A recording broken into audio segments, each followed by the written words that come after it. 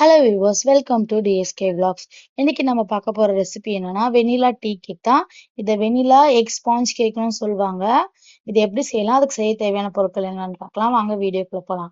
நான் ஃபர்ஸ்ட் 3 முட்டை எடுத்துக்கிட்டேன், மீடியம் சைஸ் முட்டை. அது வந்து வெள்ளைக்கரு தனியா மஞ்சக்கரு தனியா பிரிச்சு வச்சுக்கிட்டேன். அதுக்கப்புறம் 90 கிராம் மைதா, ஆல் பர்பஸ் ஃப்ளார்னு சொல்லுவாங்க, மைதா. அது கூட 1/4 டீஸ்பூன் பேக்கிங் பவுடர் போட்டு ஜெலிச்சு வச்சுக்கிட்டேன். அதுக்கப்புறம் 110 கிராம் சர்க்கரை, 30 ml வந்து சன்ஃப்ளவர் ஆயில், 30 ml பால், காய்ச்சி ஆற வச்ச பால், அப்புறம் பைனாப்பிள் எசன்ஸ், வெனிலா எசன்ஸ் இதெல்லாம் எடுத்துக்கிட்டேன். பைனாப்பிள் எசன்ஸ், வெனிலா எசன்ஸ் ரெண்டுமே ஏன் எடுத்திருக்கேன்னா முட்டையோட நீச்சு வாடை தெரியாம இருக்கதான். அப்புறம் கடையில இருக்க டேஸ்ட்டும் கொடுக்கும், உங்களுக்கு கடையில இருக்க மாதிரியே இருக்கும் நீங்க செஞ்சு சாப்பிடும் போது. நான் வந்து பாருங்க, அந்த வெள்ளை முட்டையை எடுத்து வெள்ளைக்கருவை வந்து நல்லா அடிச்சுக்கிறேன் நுர வர அளவுக்கு. இதை நான் பீட்டர்ல வந்து ஸ்பீட் 2 இல்ல ஸ்பீட் 3 அதை மாத்தி மாத்தி தான் அடிச்சிட்டு இருக்கேன். பாருங்க, நல்லா நுரைச்சி வரணும். இதுல பவுடர் சுகர் கூட நீங்க ஆட் பண்ணிக்கலாம், 110 கிராம். நான் வந்து சாதா சுகர் தான் ஆட் பண்ணியிருக்கேன். நம்ம வீட்டுல எப்பவுமே டீ காஃபிக்கு யூஸ் பண்ணுவோம் இல்லையா, கிறிஸ்டல் சுகரு, அதுதான் ஆட் பண்ணியிருக்கேன். அதனால இந்த மாதிரி நுரைச்சி வந்ததுக்கு அப்புறம் கொஞ்சம் கொஞ்சமா போட்டு சர்க்கரை கரையிற வரைக்கும் பீட் பண்ணி எடுத்துக்கோங்க. ஃபர்ஸ்ட் பேட்ச் கொஞ்சமா சர்க்கரை போட்டீங்கன்னா அது கரைஞ்சதுக்கு அப்புறம் இன்னும் கொஞ்சம் ஆட் பண்ணி நல்லா பீட் பண்ணுங்க. ஸ்பீடு வந்து 2 and 3ல மாத்தி மாத்தி பீட் பண்ணிக்கோங்க. பாருங்க, கொஞ்சம் கொஞ்சமா இந்த மாதிரி ஆட் பண்ணி நீங்க பீட் பண்ணிக்கணும்.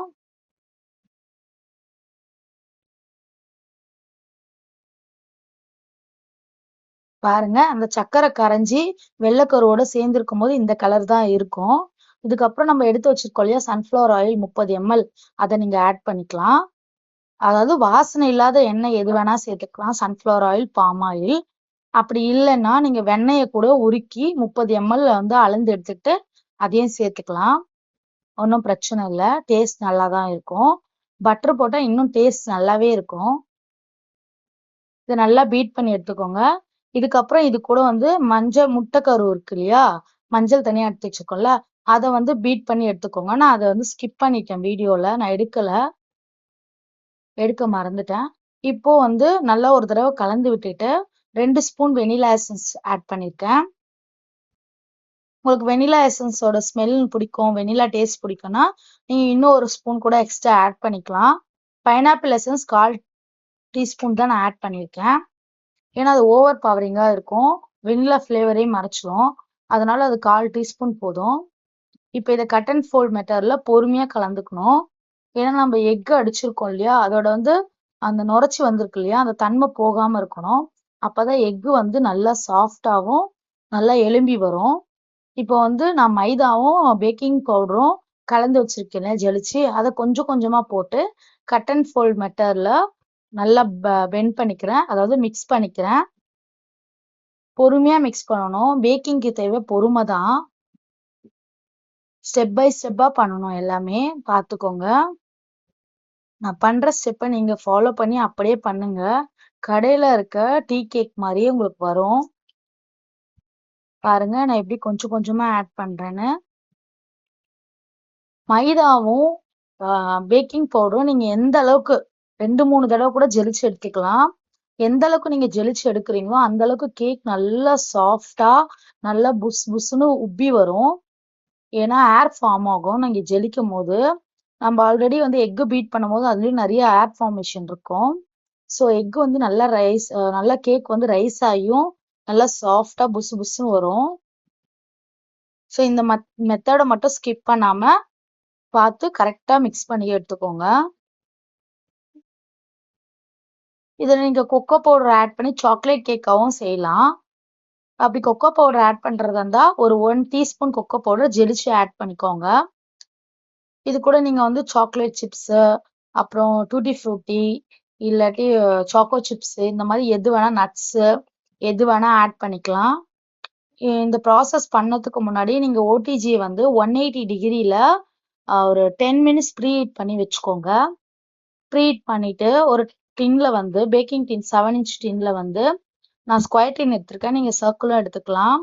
அதுல வந்து பேக்கிங் பேப்பர் போட்டு பேட்ச்மெண்ட் பேப்பர் போட்டு நான் பட்டர் தடவி வச்சிருக்கேன். பட்டர் தடவிட்டு இப்போ நம்ம ரெடி பண்ண பேட்டர் அதில் ஊற்றிட்டு இந்த மாதிரி ஒரு ஸ்கியூவரை வச்சு நீங்க வந்து கரெக்ட் பண்ணிக்கோங்க ஏர் பபிள்ஸ் இல்லாம. ஏன்னா ஏர் பபிள்ஸ் இருந்தா கேக் வந்து கிராக் விழும். அந்த கிராக் விழாம தடுக்க இந்த மாதிரி ஒரு ஸ்க்யூவர் வச்சு நீங்க கலக்கி விட்டுட்டீங்கன்னா சரியாகும்.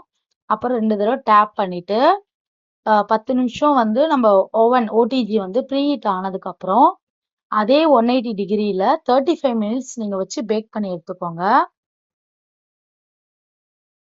பாருங்க கேக் வந்து எந்த அளவுக்கு ரைஸ் ஆயிருக்கு பாருங்க. எவ்வளோ சாஃப்டா வந்திருக்கு பாருங்க நம்ம கேக்கு, வெனிலா டீ கேக்கு. இந்த மாதிரி நீங்க ஒரு குச்சி அதாவது ஸ்கியூவர்ஸ் விட்டு பாத்தீங்கன்னா, டூத் பிக் ஏதாவது விட்டு பாத்தீங்கன்னா அதுல ஒட்டாம வரணும். அப்பதான் கரெக்டா வெந்திருக்குன்னு அர்த்தம். இதை நல்லா ஆற வச்சுக்கோங்க. கம்ப்ளீட்டா இது ரூம் டெம்பரேச்சர் வந்த உடனே கட் பண்ணுங்க. நான் வந்து ஓரளவுக்கு வெது வெதுன்னு இருக்கும் போதே கட் பண்ணதுனால எனக்கு சில இடத்துல உடஞ்சிடுச்சு கேக் கட் பண்ணும் போது. நீங்க அந்த மாதிரி பண்ணாதீங்க. நல்லா இதை வந்து பட்டர் பேப்பர்ல இருந்து எடுத்து ஒரு பிளேட்டுக்கு மாத்திட்டு நல்லா ஃபேன்ல வந்து ரூம் டெம்பரேச்சர் வர வரைக்கும் நல்லா ஆற வச்சுக்கோங்க. பாருங்க கேக் கட் பண்ணும் போதே தெரியும் எந்த அளவுக்கு சாஃப்டா இருக்கு பாருங்க. 180 டிகிரி 30 நிமிஷத்துக்கு பேக் பண்ணாலே போதும். இல்ல எனக்கு கொஞ்சம் டார்க்கா crust வேணும், இதை விட மேல் crust சைடுல எல்லாம் கொஞ்சம் டார்க்கா வேணும், கொஞ்சம் மொறுமொறுப்பா வேணும்னா 35 நிமிஷம் வச்சுக்கலாம். மேக்சிமம் அவ்வளவுதான் வச்சுக்கணும். அதுக்கு மேல நீங்க வச்சீங்கன்னா கேக் வந்து தீயறதுக்கான வாய்ப்பு இருக்கு. 180 டிகிரி தான் கரெக்ட் செல்சியஸ். பாருங்க எந்த அளவுக்கு கேக் வந்து ஸ்பாஞ்சியா சாஃப்டா கட் ஆகுதுன்னு பாருங்க. கேக் நீங்க கையில எடுத்து நல்லா நசுக்கி அமுக்கி பார்க்கும் போது கேக் வந்து உடையாம வரணும். அதான் கரெக்டான கன்சிஸ்டன்சி. பாருங்க எவ்வளவு சாஃப்டா வந்திருக்கு. இந்த ரெசிபி நீங்களும் ட்ரை பண்ணி பார்த்துட்டு இந்த ரெசிபி எப்படி வந்திருக்குன்னு எனக்கு வந்து ஸ்கிரீன்ஷாட் எடுத்து மெசேஜ் பண்ணுங்க. எப்படி வந்திருக்குன்னு டேஸ்ட் பண்ணிட்டு உங்க ஃபேமிலியோட என்ஜாய் பண்ணுங்க. தேங்க்ஸ் ஃபார் வாட்சிங் மை வீடியோ. இந்த மாதிரி நிறைய கேக் ரெசிபி வந்து அடுத்தடுத்து வந்துகிட்டே இருக்கும். இங்க பாருங்க ட்ரெடிஷ்னல் ஃபுட்டும் வரும், இந்த மாதிரி பேக்கிங் ஐட்டமும் வரும். தேங்க்யூ.